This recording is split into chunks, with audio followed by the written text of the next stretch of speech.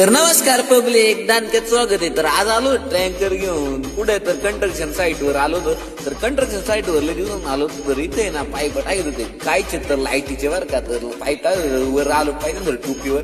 तर मला कळालं का टोपीचा स्लॅब आहे. तर कार्यकर्ते गाडा वडत होते नाही का. तर गाडा वडताना असा विषय असा फार फाटून हातात आली होती यांची. तर ते म्हटले पर्याय नाही, शेवट काम करायला कष्ट करावं लागतात. तर स्लॅब भरून झाला घराचा मालक आणि कंस्ट्रक्शनचे मालक म्हणजे टोळीचा मुकदम म्हणजे गंगाधर शेठ. तर ते साईडला उभे होते. तर वरतून ना खाली जायचं होतं. तर खाली निघलंच होतो नाही का. तर आपल्याला निघायचं होतं घरी. तर टँकर मोकळा करून द्यायचा होता.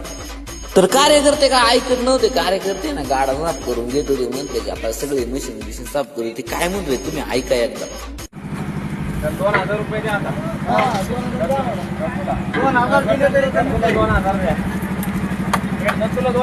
तर यांचं म्हणणं ऐकून घेतलं होतं. तर काल ना विषय असा होता ना. तर ऑर्केस्ट्रा होता. तर ऑर्केस्ट्राला आलो होतो. तर सार्थक भाऊ होता आणि मी सुद्धा होतो आणि DJRM पुलिस सुद्धा होता. भाऊनी मागून लाजत काजत केला होता 2 बोटांचा विषय.